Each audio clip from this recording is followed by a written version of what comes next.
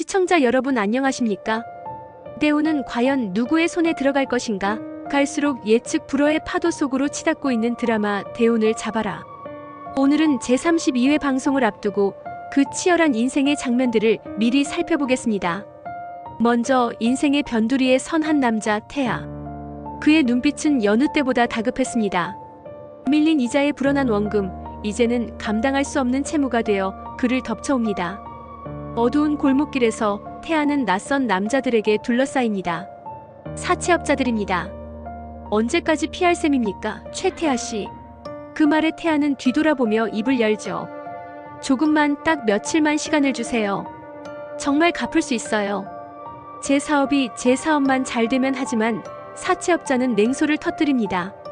사업? 그딴 건 꿈에서나 하시고 오늘 밤 넘기고 싶으면 당장 전화부터 돌리세요. 당신이 믿는 그 부자 친구 있잖아요. 석진인가 뭔가. 그 말에 태아의 얼굴은 더 창백해지고 무릎이 꺾입니다. 피하고 싶은 현실, 하지만 이제는 더 이상 피할 곳조차 없습니다. 벼랑 끝에 선 태아. 과연 그가 기댈 수 있는 사람은 남아있을까요? 한편 그 태아가 의지하려던 사람, 석진 역시 자신의 인생 최대의 고비를 맞고 있습니다. 자칭 차세대 유망 투자자로 입에 침이 마르도록 홍보하던 사업이 정작 실체가 없다는 투자자들의 지적에 휘청이기 시작한 것이죠. 대표님, 이번에도 돈이 안 들어왔습니다. 석진의 비서가 전한 이 한마디는 그의 심장을 얼어붙게 만듭니다. 말도 안 돼. 어제 확답 받았다고 했잖아. 이건 무조건 들어오는 돈이라고. 석진은 그 길로 거래처 대표에게 전화를 걸지만 받지 않습니다. 투자자는 잠수를 탔고 회사 통장은 텅 비었으며 직원들은 수군대기 시작합니다. 석진 대표도 이제 끝난 거 아니야? 월급 밀리면 어쩌지 이러지도 저러지도 못한 석진. 손가락 끝이 떨리는 걸 느끼며 그의 두 눈엔 절망이 어른거립니다. 태아에게 도움을 줄 여유도 자신을 지킬 힘도 사라져버린 상황. 무너지는 사업과 함께 그의 자존심도 함께 무너져갑니다. 그런 가운데 드라마의 또 다른 한 축, 무철의 이야기는 더욱 뜻밖의 국면으로 흘러갑니다. 과거를 지운 채 조용히 살아가려던 그에게 하루하루는 전쟁입니다. 손에 맨 장갑도 없이 폐지를 줍는 모습, 땀이 흐르는 이마를 손등으로 훔쳐내며 그는 말없이 리어카를 끌고 갑니다. 다 늙은 아버지를 이렇게 만들고 참 못난 놈이지, 나도.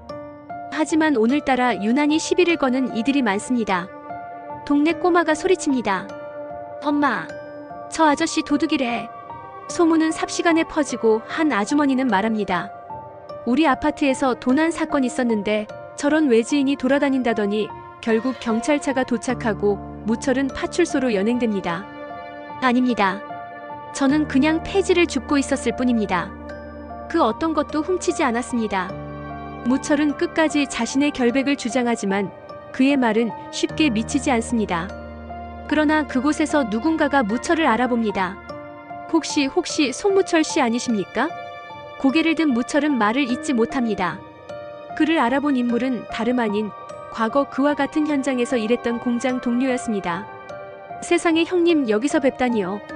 예전엔 그렇게 잘 나가셨잖아요. 그때 형님 덕분에 월급도 잘 받았는데. 그 말에 무철은 씁쓸히 웃으며 대답합니다. 다 지난 일이야. 그 시절 얘긴 꺼내지 말자. 하지만 그의 눈빛엔 왠지 모를 감정이 흐릅니다. 과거가 다시 그의 문을 두드리는 순간 그의 인생에 또 어떤 전환이 다가올까요?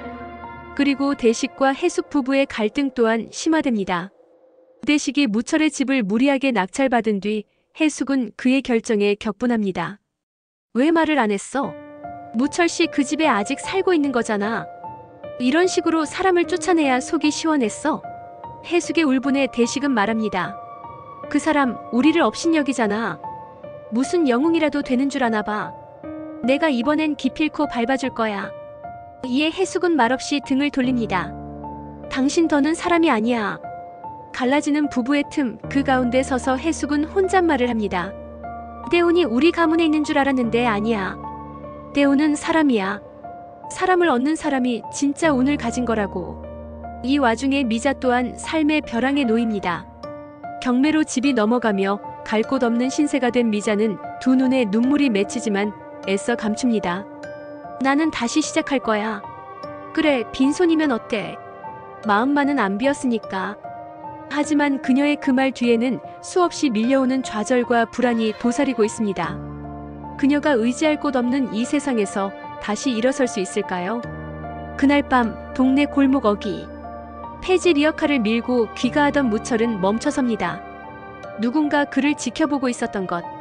검은 코트를 입은 남자가 조용히 말합니다. 아직도 이렇게 사는군요, 무철 씨. 참 질기게도 버티네요.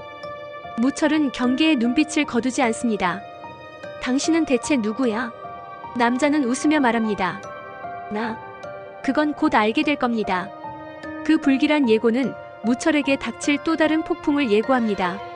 시청자 여러분, 이제 모든 인물들의 운명이 심상치 않게 얽히기 시작했습니다. 태아는 사채업자에게, 석진은 무너지는 자존심에, 무철은 억울한 오해와 과거의 그림자에, 미자는 삶의 터전마저 잃은 절박함에, 그리고 해숙은 남편의 오만함에 지쳐가는 날들 속에서 각자의 대운을 잡기 위한 싸움을 벌이고 있습니다.